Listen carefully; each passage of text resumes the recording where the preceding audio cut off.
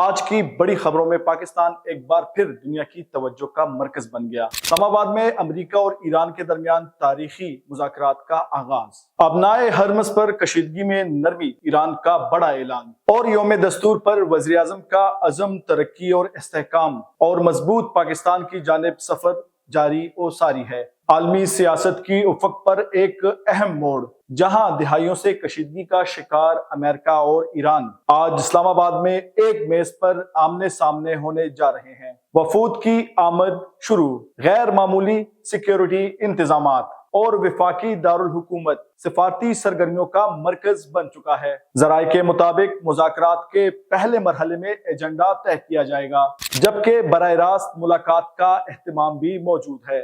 یہ صرف مذاکرات نہیں، بلکہ ایک ایسے خطے کے لیے امید کی کرن ہے جو گزشتہ 20 دن سے کشیدگی اور جھڑپوں کی لپیٹ میں ہے۔ پاکستان نے نہ صرف ثالثی کا کردار ادا کیا، بلکہ سعودی عرب، ترکی اور مصر کے ساتھ مل کر ایک جامع ڈرافٹ بھی تیار کیا، جسے عالمی سطح پر سراہا جا رہا ہے۔ امریکی وفد 15 نکاتی تجاویز کے ساتھ میدان میں ہے، جبکہ ایران 10 نکاتی فریم ورک کے ساتھ ضمانتوں اور پابندیوں کے خاتمے کا خواہاں ہے۔ اس دوران ایک اور اہم پیش رفت، ایران نے اعلان کیا ہے کہ اب امریکی بحری جہاز بھی آبنائے ہرمز سے گزر سکتے ہیں، بشرط کہ وہ کسی دشمنانہ سرگرمی میں ملوث نہ ہوں۔ یہ بیان ایسے وقت میں سامنے آیا جب عالمی سطح پر تیل کی ترسیل اور سمندری راستوں پر سلامتی کے خدشات بڑھ رہے تھے۔ ماہرین کے مطابق یہ نرمی خطے میں کشیدگی کم کرنے کی ایک بڑی علامت ہو سکتی ہے۔ ادھر ملک کے اندر وزیر اعظم شہباز شریف کا کہنا ہے کہ پاکستان ترقی اور خوشحالی کی راہ پر گامزن ہوگا۔ انہوں نے آئین کو ریاست اور عوام کے درمیان ایک مقدس معاہدہ قرار دیتے ہوئے